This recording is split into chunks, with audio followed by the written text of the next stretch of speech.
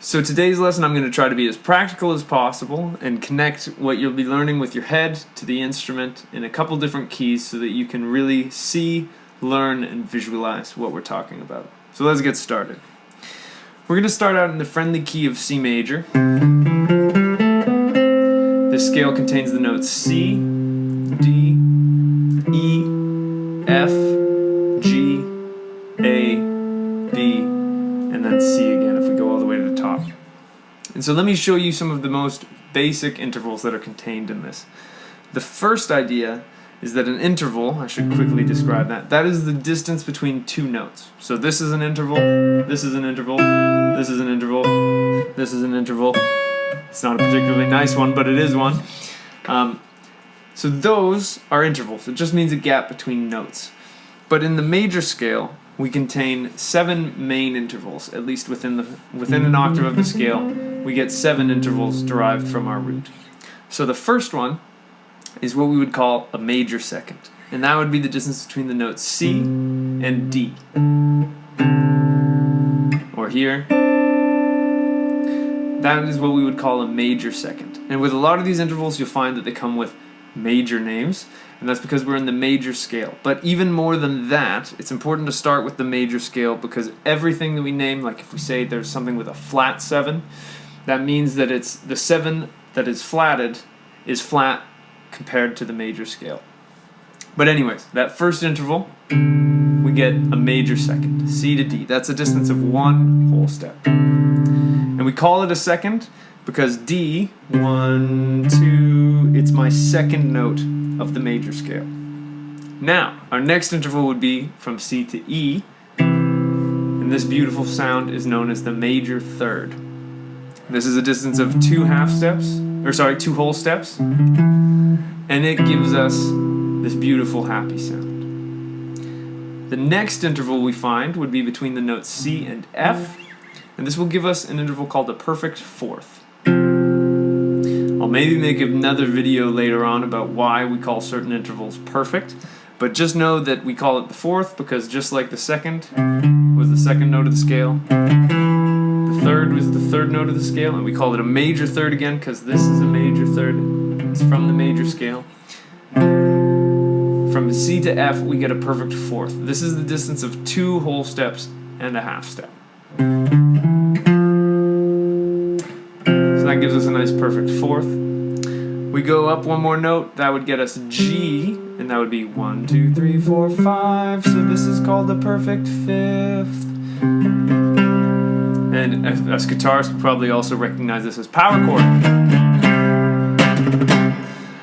So there's a perfect fifth. The next interval we get is going to be A, between C and A. This is a beautiful sound. This is a major sixth. And it's called that because in the major scale, if we go 1, 2, 3, 4, 5, 6, we end up on that A. So that's a major sixth interval from C to A. Then our last interval is a major 7. This one could be a little bit dissonant, but if we hide it around some other chord tones, we get a really beautiful sound. But so that is our major 7, because if we go up, we get 1, 2, 3, 4, 5, 6, 7. And then beyond that 7, we also could have this interval here if we were thinking about C major in 1 octave. This would be an octave, or a perfect octave, and that's the same note, but an octave higher. So those are our 7 or 8, if you want to count the octave, main intervals that we find in the major scale. And we can work with any of these, so a major second is always going to be the second note of that major scale. The third, fourth, fifth, sixth, seventh, and so on. So hopefully that helps you a little bit in understanding where these things come from. I used to be so confused when people would say, oh, it's in major sixths. I had no idea what that meant, but that's how you can find it on the guitar. And now, to make this even more useful to you, let's jump into a different key. We'll maybe move around the circle of fifths and we'll go to the key of G and show you how you can find the same answer for any key that you may find yourself in. But if I'm in the key of G, I'm going to keep this exact fingering of middle finger, pinky, pointer, middle, pinky, pointer, ring, pinky. And all I need to do is find myself the note G on either the A or the E string. I know that I got a G right here, so I'm going to use this one. And I go, there's my G major scale. Now let's find all of these intervals. So if I was on G, and I know I need to go to the second note of that major scale to find my major second, I find that A, the lower you play these close intervals, and by close I mean these are literally a whole step apart, the more crunchy they'll sound, so you might get a more pleasant sound if you played this G to this A. That sounds a little bit more palatable to my ear at least. There's a major second.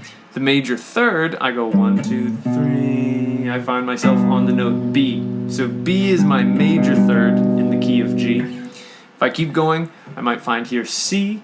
That's going to be my perfect fourth, which is 2 whole steps and a half step. If I go up 1, 2, 3, 4, 5, this is my perfect fifth. I find it's the note D, which would be 2 whole steps, half step, and then a whole step. To find my major sixth, I go up 6 notes, and I find that the note's E. I really like the sound of the major sixth. It's a beautiful sound. If I go up 7 notes, 1, 2, 3, 4, 5, 6, 7, I get F sharp, which again sounds a little bit scary when you just play it as a lone interval, but if you fill it with some other stuff, it sounds gorgeous.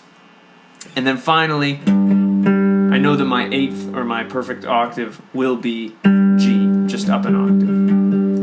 Now, just to really make sure we get this, let's throw it into a different key. I'm going to choose the scary key of E flat. That isn't actually that scary, it's just got 3 flats. So I need to find the note E flat on either my E or A string, and I know that I can find E flat on my 6th fret. And here if I go 1, 2, my major second is going to be the note F. If I want to find my major third, I go 1, 2, 3. My third is going to be G.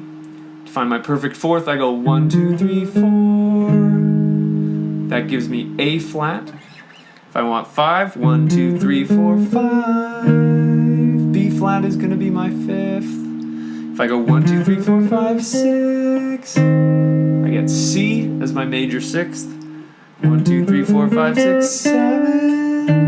I get my D, and a quick trick for major 7ths is they will always be a half step below your root. And then finally, my octave, my perfect 8th, perfect octave is going to be E flat again. So just to kind of recap what we covered there, these are all the intervals that you will find in the major scale, as well as using that 1 octave shape to kind of debunk and find these on your own. I really hope you found some use out of this. I remember it used to confuse me so much, and it still confuses some of my students to this day. But after I show them this, it starts to kind of sink in. If you have any questions about the lesson, please leave them in the comments down below, and I'll try to get back to you and sort out any concerns you have. If you liked the video, I'd really appreciate it if you could like and subscribe. I'm really trying to grow my channel, and I'd love to have you for the ride. I've got a new video right now coming out every Monday and Thursday. And if you'd like to take a guitar lesson with me, I have a link to that down in the description box below. I'd love to work with you on some guitar. And until I see you next time, I hope you have a wonderful day, and I hope you get to have some fun playing the guitar. Thank you.